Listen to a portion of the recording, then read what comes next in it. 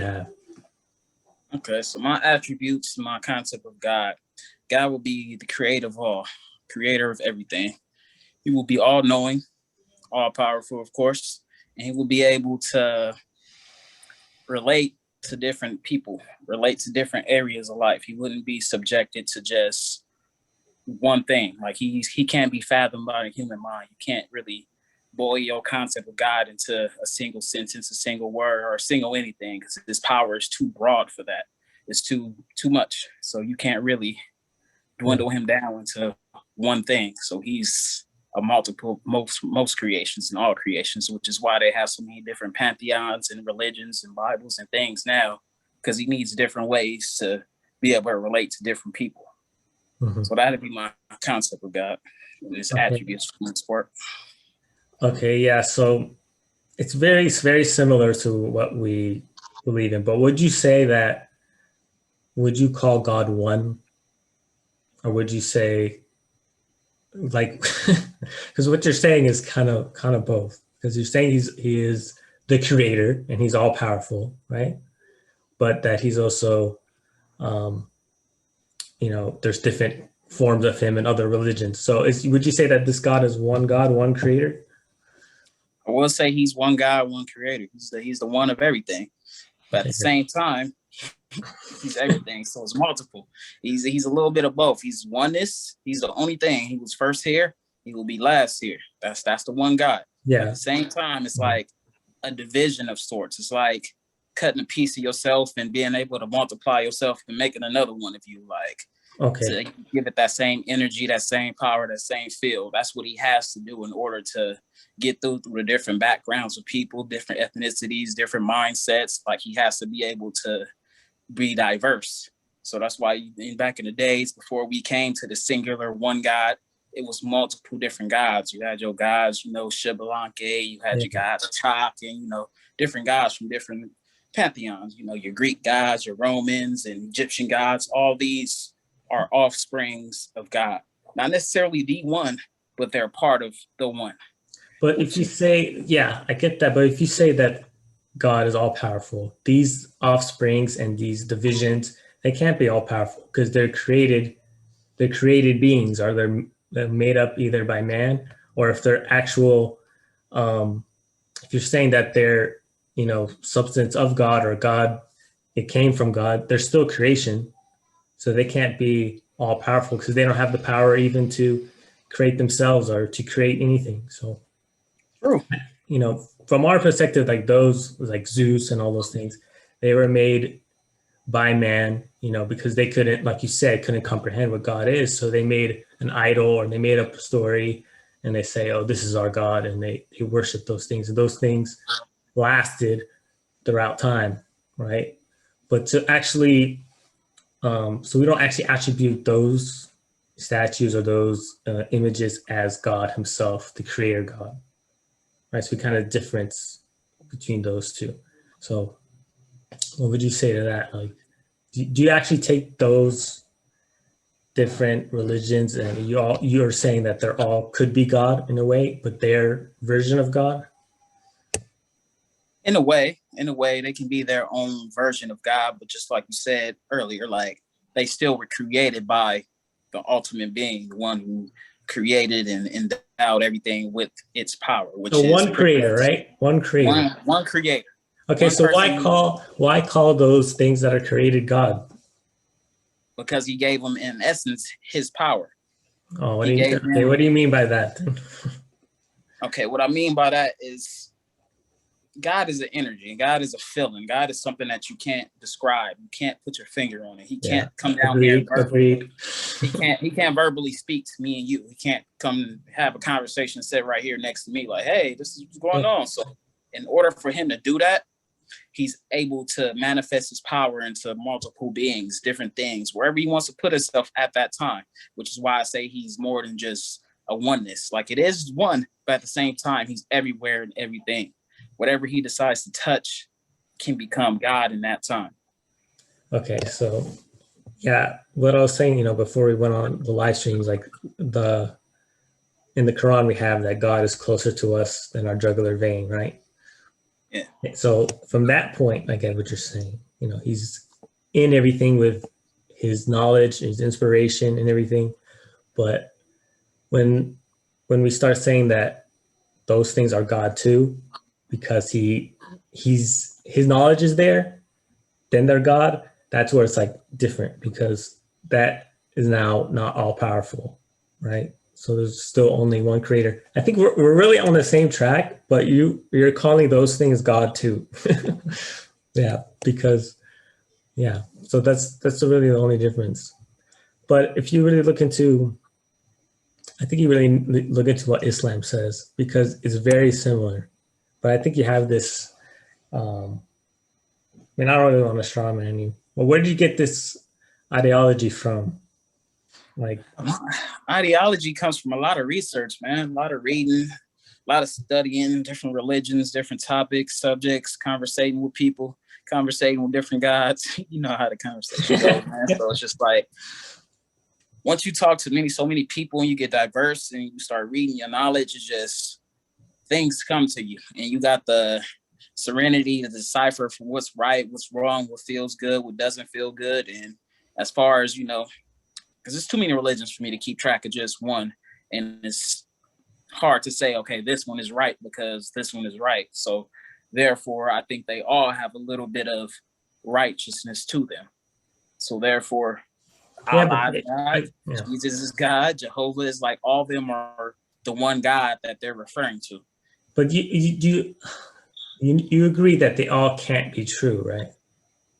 I do agree that they all can't be true. So I mean, it's impossible. like, yeah, if Islam is true, then all the other ones have to be, at least their main concept has to be, well, not their main concept, but like the man-made versions has to be wrong.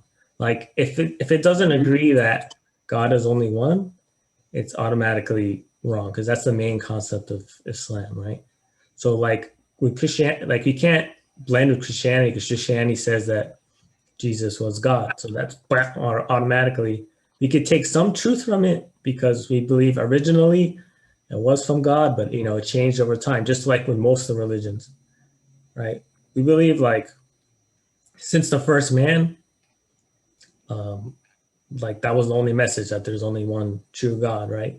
But like as time goes, people forget, and they made up their own sorts of religions, and Buddha and Hindus and all this stuff. But the main concept in all of them is that there's only one true God, besides some of them. And and then they make manifestations, and like the Hindus do, they say the elephant God and these different people were gods, and that's the main difference. So we can't say that Islam could be true and then those ones could be true, because there's like contradicting elements. Yeah, definitely contradicting. I'm not saying they're true. I'm saying they all have some righteous aspects to them, to where some of them. How do you differ then from what's truth and what's falsehood? I mean, what's true is they, like you just said, they all claim to have one God, one wholeness. So that's obviously true if they all point to that same thing. But what also was true is that God is a title. God isn't God's name. God is simply a title. I don't think he came and gave anybody his name. Me personally, I think God is energy. He's a feeling. He's everywhere. Like, you can feel God more than you're going to be able to see him or talk to him or whatever the case may be. You're going to feel him first. So God is energy for me personally. So that energy, I believe, can manifest into different entities. And the title God is given to somebody who's arised at that certain plane, that certain area, to where they feel God on a deeper level than what most feel. Their righteousness, they feel them. So therefore they can have that title, that's all God is, simply a title. Okay. So I think I get what you're saying now. So the one God manifests his energy, his essence basically, into everything, right? Into everything. Okay. So it's still one, but still his one. essence is in everything, like humans, this table, whatever, everything, right? So would you call yourself God then? I would, and I or would. Another human? I would. I definitely would. See, I believe God's a creator. God, right. Yeah, but then you're not a creator. You're just. We are creators. You're a creator, like of the universe. Like of the universe. We're the creator of our own universes. Generator, operator, destroyer. We either generate things, which means create things. You create your world. You create what you see fit. It's all in your head. Or About you're going to yourself. destroy it. How did you create yourself? Or your Yeah, parents? we all created ourselves at the end of the day. How did you create yourself? What do you mean? Everything I know, everything I absorb, everything that in essence, is my name, I've created. Everything, every thought in my head that I manifested on and sat down and thought about, I created. Even before I was here, before I was put in my mother's womb, that energy that God gave, that was me. I was already me. Yeah, I get that you were probably always existing as like a soul, but you didn't. Exactly. But you didn't create that soul Yeah. that went into your mom or whatever, and then had to start somewhere. It started from the oneness, who was always here, who was always part. Which is the Pretty creator. much, the Which creator. is the one creator. The one creator who's always here. And all we are, we're just humans living in a God body, or God's living in a human body. He wanted to experience life on a different plane rather than just being an energy absorbed everywhere. So therefore, he dispersed his energy and started creating.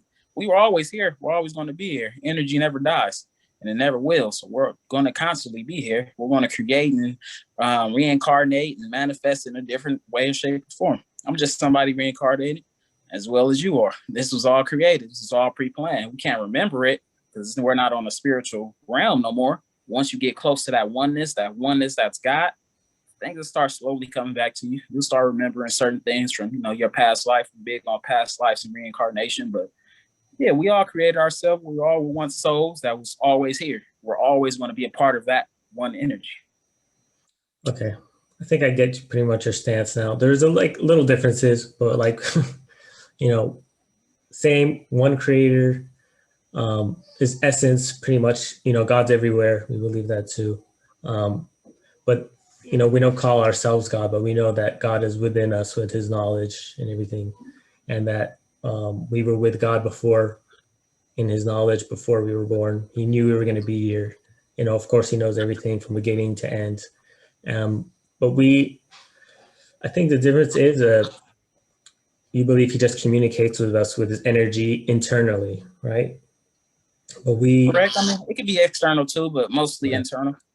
By external, do you believe he sent some kind of guidance that we can all see objectively, or subjectively? Or is it just internal within everyone, his own perspective? Because if you're saying all these different religions, they have their own perspective of God, obviously. And you're saying that could be true to them. But exactly. There one objective thing where God could have sent his word to people, and that's the final word. And so if he's done that, then that would have to be true, right? Because it's from him. So do you believe he sent something like this, an external word? Okay, that's the question I'm still kind of trying to answer for myself. Me personally, I don't believe that he would send something as a oneness, as a human, or he would just predestine somebody like, hey, you're going to go and this is what I want you to tell them. And this is final. This is truth. Because he knows people's egos. He knows people's arrogance, which is everybody thinks, they're on top of the world. And at the same time, they're a hero. At the same time, everybody thinks that they done had the worst life and they'd had the victim mindset. So everybody has these two mind states, this ego and this less than ego inside of him. So for him to send one chosen person and just to spread his word, I think that would belittle his creations. He wouldn't be able to get through his message because it wouldn't be true to some people. Therefore, he had to diversify that message to where it's understandable for these people over here or these people over here. So if he did do that, he sent multiple different words, which is why every religion has some kind of truth to them. Not saying they're all true and the final, say so, but they all have some truth because people are different. They got different backgrounds. They got different parents. They got different upbringings. So therefore, the same thing that you relate to might not relate to me because I grew up in a whole different background, different area. So yeah. I don't think he sent one specific weapon, but if he did, it'd be multiple. So it basically means if he sent words or if he sent communication to mankind, it differed between people and cultures. Like he sent specifically one message to this sort of people, one message to these people, and it's not the same. Is that what you're saying? It'll be similar, but no, it wouldn't be the same because you won't be able to relate to it the same. It's like if you say for instance, you have Atlanteans, people who are born in the sea. You can't tell them that they're safe on land because they can't breathe on land. So therefore, you'll have to send them a whole different message, and they have to relate to whatever's going on in the sea, to whatever going on in the air, whatever's going on land. All of us will have to receive a different message because we're not able to relate to somebody that's going through this. Okay, yeah, I get that. But would one message contradict the other message? It's not supposed to contradict, but people being their arrogance, being them thinking that, oh, hey, I'm that one guy that God chose and sent. They would, scribble up the message a little bit to make themselves all powerful and make themselves seem like they're the one, and their ego. They want their ego stroke. So they're going to put a little twist to the message, which may make it contradict the message over here because they want to prove these people wrong. And I want everybody to follow what I'm saying. So that's how that will go. People's ego will get involved when it comes to that. Because at the end of the day, we're all humans. Yeah, but I get what you're saying, but if God is like an all-wise being, all-powerful, he would know what we need the most, right? Like he would know us better than anyone else. So wouldn't you think he would send a message that everyone can do and can relate to and that can't be changed? Because it would be a lot easier. Like, so we can all go to the same, there will be less fighting, there will be less difference if we all have one common purpose. If we all have different purposes and everything, of course there's going to be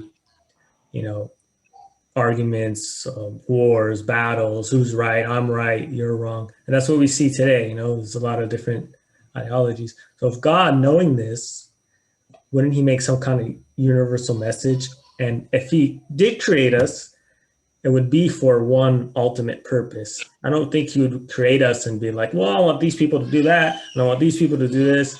And right. So it would be like one will, one purpose of creation, and that would be to worship him. So wouldn't that make sense? It would make sense. But if that was the case, he would have just remained God. It wasn't be no point of him coming down in a human form. I'm gonna just remain God. He did become human. No, I didn't say he became human. No, you didn't say he became human, but I'm saying we are pretty much God experiencing a human life in the human body.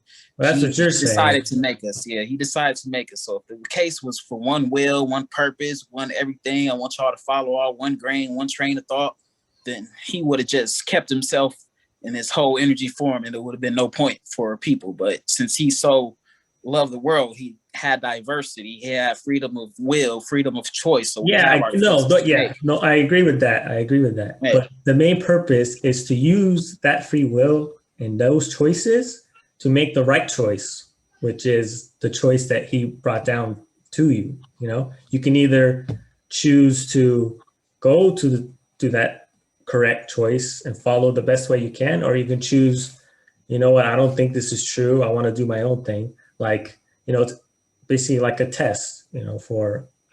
Agree? Yeah. So if you're gonna, it's a test, and you have guidance and you have all this, and you can choose to follow the guidance and believe in it, or you can choose to be like the animal and just go on your basic instincts and forget about everything, your own desires, and forget about what we're supposed to be here for. So that's what's like, the main message of what Islam believes is our purpose in life. Right, is we're given this free will either to choose to worship God or to choose to disobey him. So it's really those two choices. It really is those two choices. But at the same time, my right from wrong isn't the same as your right from wrong. We both got different rights and wrongs. I agree. But the only one who can determine what is right and what is wrong is the creator. If I'm my right and you're exactly right, my wrong and your right will be different. We'll both be different. But if we have one true guidance who says what's wrong and what's right, then it'll be the same. So if God says donating to charity is good, then it's good. Like, I can't argue with that. It's objective. It's like 1 + 1 = 2. If it's there's no argument there. But if there's no God in the picture telling us what's good or what's wrong, we can argue all day. We can argue about abortion. We can argue about murder. We can argue about literally anything. Will be completely subjective. I can say murder is fine because it makes me feel great. And you can be like, no, it's violent. And I'll be like, I don't care what you think. It makes me feel good, I mean, in essence, we're both right. If it makes you feel good and this is what God's giving you to do, then that's what he's giving you to do. Would you say, how do you define somebody that's close to God? How would you define that? Someone's close to God? Yeah, how would you say, okay, you got God in you, you know God, you're aware of who God is. How would you define that? For me, that's like a subjective thing. I can't really say if someone's really close, but for Islam, it's like I see them, they're praying a lot, they're doing, they look like a righteous person. It's hard to tell what someone's really thinking or how they really are. If they're being just righteous because they want other people to see them as righteous, or are they really doing it for God? So I can't really tell with that perspective. The only thing I can actually see is if they're praying and, I see them with their prayer beads and they're wearing their outfits. So they don't really care what the outside thinks. I'm like, okay, this person only cares about God. He's doing what, he needs to do. And I consider that person righteous, close to God. Okay. Would you say God created evil? Created evil? Yeah, he created evil. I think he created us with the ability to do evil using our free will. So we have free will to do things either good or bad, right? So he's not going to stop us if we're going to do something evil because it's using our free will, and that's the whole test. So if he's going to come and stop everything evil, there's no point in the test. There's no point of free will because he's just going to, he can control everything. There's no point. So whether he created evil, I believe God created all things. So he allows evil to come. Yeah. All right. He allows evil to come. So he created all things. So would you say that somebody evil can still be on a righteous path following God because he's receiving God's words? Like per se, let's use the Knights of Templar, or let's use the wars. War has been a lot over religion. They always war over religion. Is he using that for his benefit, his will? At the end of the day, does this benefit God's will? Is this following his design? The evil that's going on. It's hard to tell. If he's, we'll explain what evil is first. It's all subjective once again, but my form of evil, which most people form of evil, murder, brutalizing, doing harm to another person, or whatever the case may be evil. So we can let's take Hitler, for example, one of the most violent person in, history. But at the same time, he's one of the most notorious, everybody knows his name, purpose in history. Everybody knows who Hitler is. At the same time, evil, he was allowed to do that. God allowed him to have his way. And then at the end of the day, it kind of benefited. We were able to see who this evil person was. And, good was able to triumph over that evil. So this is kind of like God's example. Like, hey, you evil, you won't never win. That's the story. Pretty much, every movie follows, everything follows. Evil always loses, but it's still allowed it to get to a certain peak.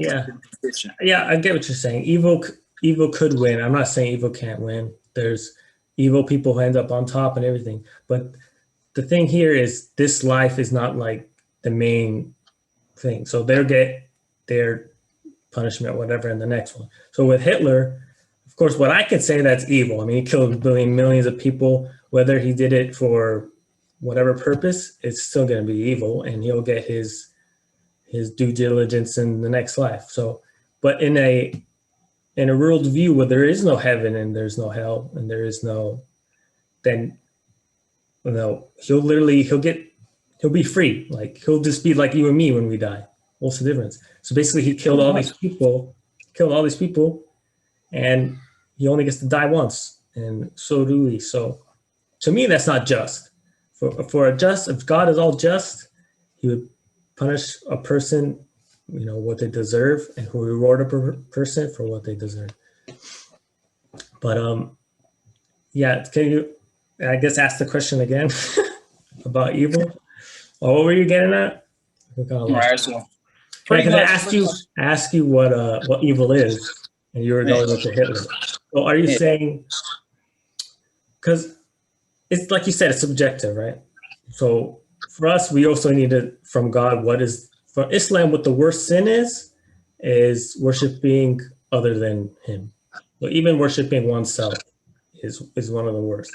So Hitler saying like, I feel like I should kill all these Jews because I don't like them. Let's just say I want to kill these Jews because I don't like them, and I feel like the world would be a better place because he's only thinking about himself, his needs.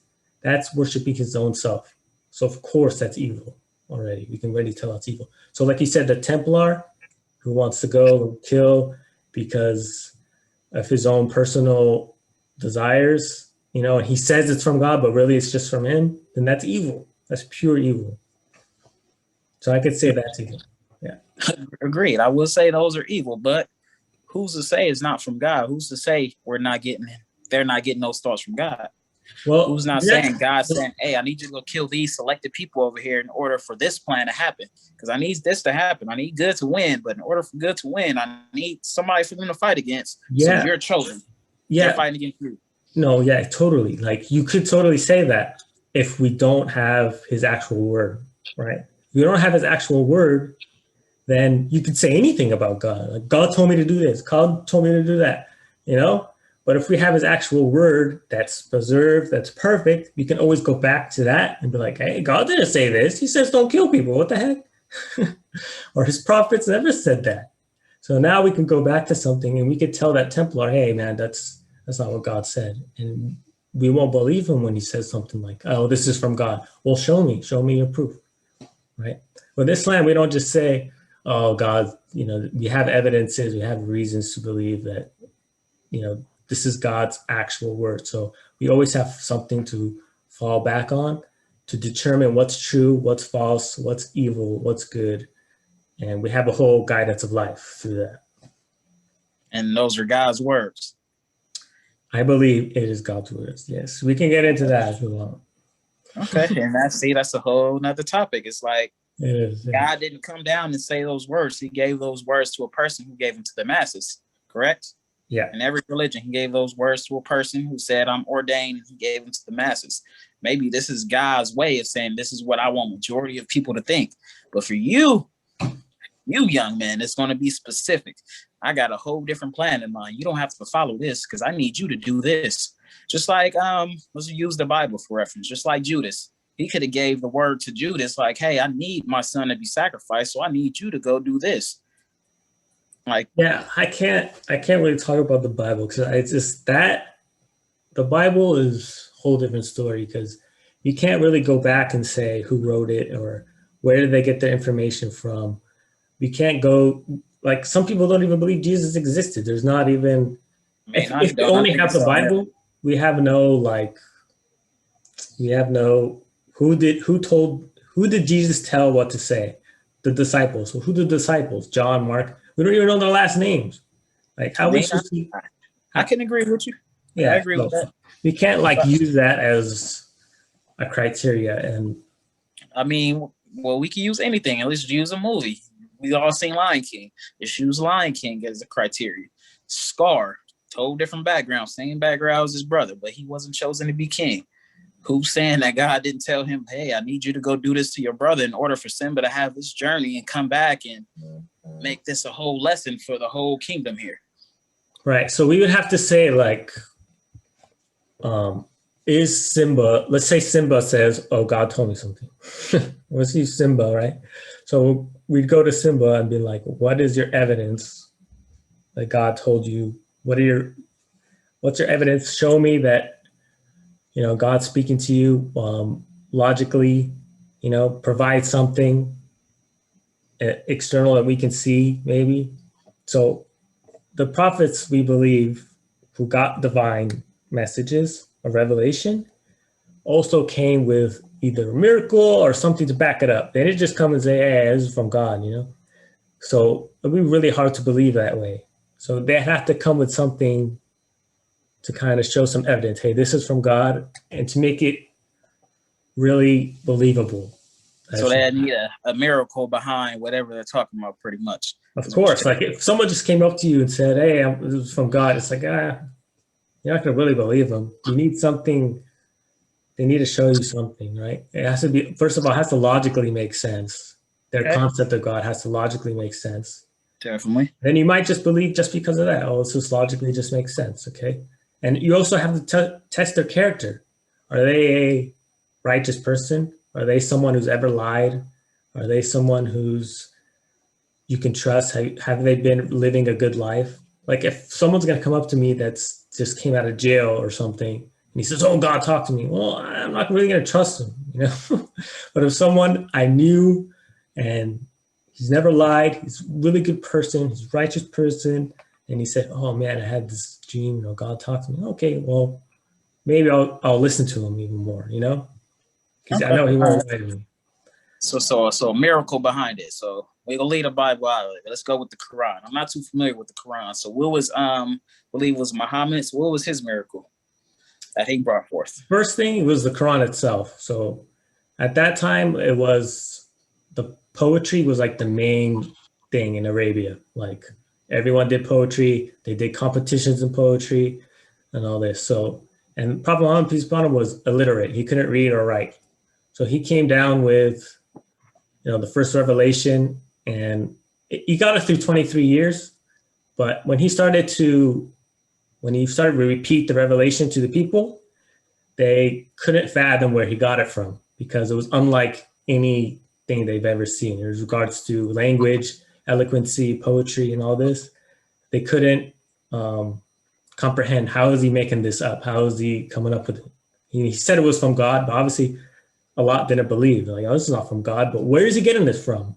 You know, how is he coming up with this? So they brought the best poets and everything to try to figure it out. They listened to him with these recitations and they couldn't figure it out. The only thing they could say is like, this is magic. This is pure magic. So that's the only thing they could say. And remember, he was illiterate. He couldn't read or write, right? So that was a miracle in itself. And then he did bring other physical miracles as well. So later on, they kept pressuring him for more miracles because they wanted to see like the staff of Moses come into a snake or whatever, like all these crazy things. So eventually they asked him, it was nighttime and, you know, the moon was shining, and they told him, split the moon if you're a prophet of God, split the moon. And according to the narrations, he split the moon, right? For a couple of seconds and it went back. So the first thing you would say is like, oh, who saw that? Like if the moon split, I'm sure it would be recorded in history or something like that. Well, first, the people who were there that were with the Prophet Muhammad peace be upon him at the time, they recorded it, and we know their names and where they're from and everything. And then the people in the other city away across the Medina also saw it, and they recorded it. And we know their names and everything. And then we have the people so the ones, the disbelievers who asked for the miracle, they still called it magic. They're like, oh, this is magic. No, this is illusion.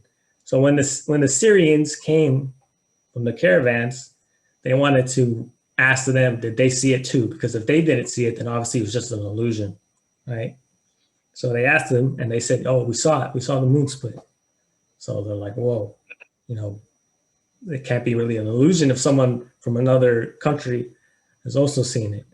And, you know, we know their names too. So this is all written down. And then you would also say, well, what about these other countries? Like, you telling me only Arabia saw this?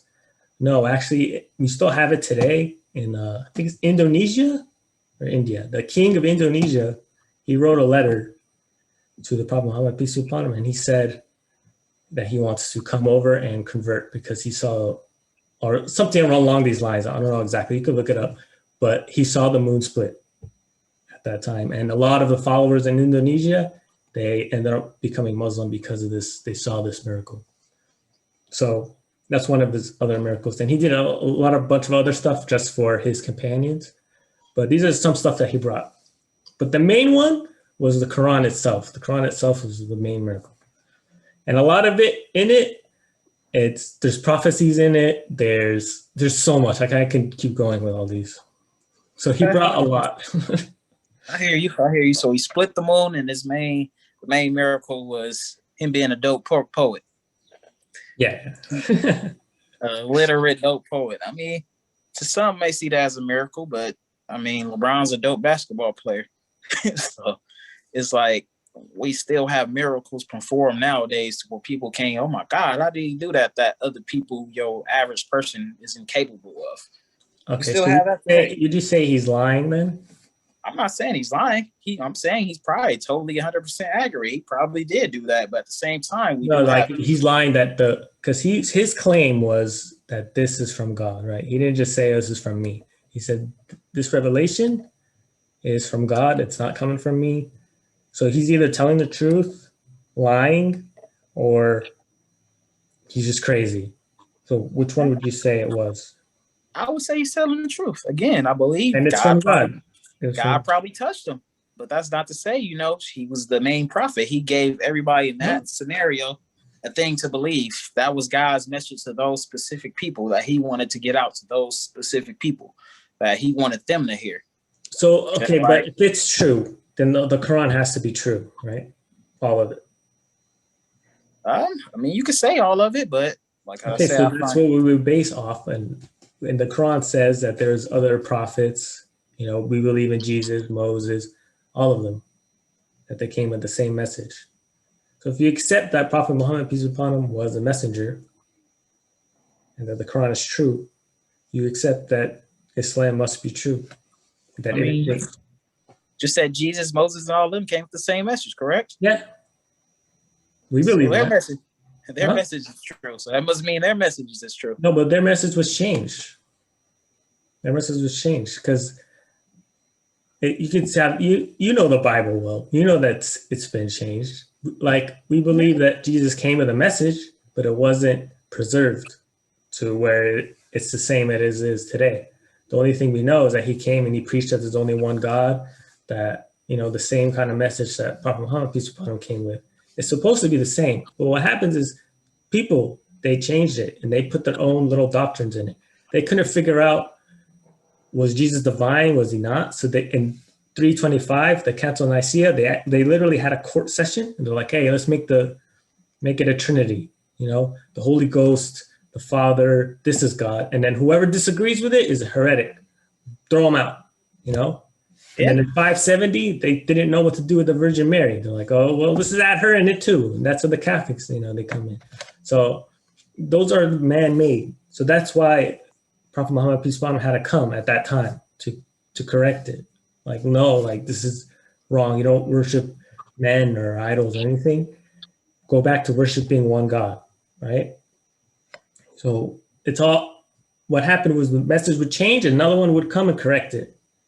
And now we have the Quran, which is preserved. So it's preserved from memory. So it's the same as it was back then. So now we have something, hey, we can last a long time and the message can't be changed anymore.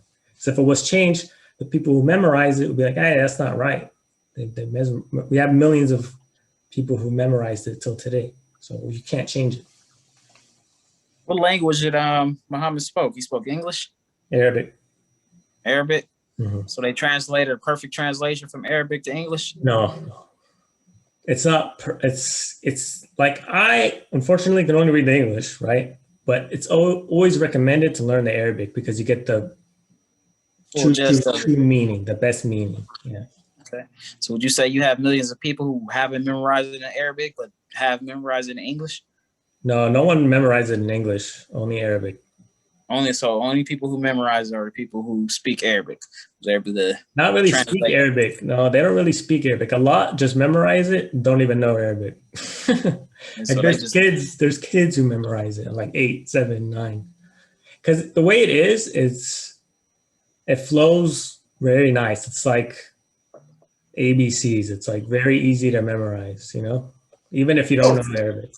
Yeah, like that's one of the miracles about it too. It's one of the miracles. You can memorize it. You can memorize a 600-page book in your head in the Arabic, and you don't even know the language. And it says it in the Quran too, that God made it easy to memorize for that reason, so it could be preserved. All right. See, I'm not too familiar with the with the Quran. I read a few chapters, but I haven't read it back and forth and thoroughly like I've done the Bible. So I'm gonna have to check that out and then probably try to memorize it in the Arabic. So I can't really, debate too much about that. But No, yeah, that's kind of what we're here for, kind of like learn from each other. I learned your view, you learned mine. So you get some digging to do. Yeah, it definitely sounds good though. I can, the part that I did, I can agree with you on. If somebody did come with a message from God, they would have to come with a miracle behind it in order to make it believable. So that I can agree with, definitely. Yeah, but like the thing for us, the only thing we can really go back on is the Quran, because we can't see the moon split. That was for those people there, right? That was for that time. Yeah, for that time. So our miracle is just the Quran. That's all we have. You read it, you look through it, you ask yourself, can this really be from some random Arab dude in the middle of the desert, or is this from God? So that's how I look at it. When I read it, I like, this cannot be from a man. Like this, it's too real. It's too makes sense. It logically makes sense. It rationally makes sense. I can't logically debunk it at all. It makes logical sense to me from the top to the bottom. So I can't. I have to accept it. Because you can't debunk it, you gotta accept it. Huh? Can't debunk it. And it says it in itself. If this wasn't from God, you'd find many contradictions in it. So people, they go through and like, let me find a contradiction. And they can't. So logically, God says, you can't find a contradiction, it's from God. You look through it, there's no contradictions, must be from God, right? Okay. Look through it, man. You need to like read it, read the whole thing. Not the whole thing. Yeah. Read from like 51 to 57. It's not like a book where you have to read from chapter 1 to the end. You can start anywhere and read it. So I recommend 51 to 57 because that really goes into like the theological arguments. The logical aspect. Let me write that down somewhere, man. Give me a pen. 51 to 57. Yeah. So I'm gonna definitely read it, man. I'm gonna definitely read it. Like I said, I read part of it, but I'm gonna have to go get me because I like physical copies of books, and the one I have is actually on my phone. So I'll get you one, man. I can send you one. I definitely need one because I went to Barnes and Noble and tried to find me one, and unfortunately, I didn't have them there. So yeah, man, they're kind of hard to find.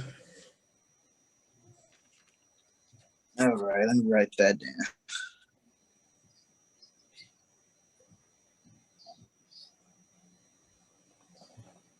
"51 to 57, those are the most vital parts of it, you say, huh? Yeah, for you, I think it'll be the best. Yeah. I mean, the whole thing is great, obviously, but yeah, I might end up reading the whole thing. I'll probably start off there, read the whole thing, see what I can find in it. Yeah, just look through it and kind of ask yourself questions. And the thing about it too, it kind of asks you questions and it makes you ponder and like reflect. So it's really good. All right, man. I think that was pretty good. Went through a lot.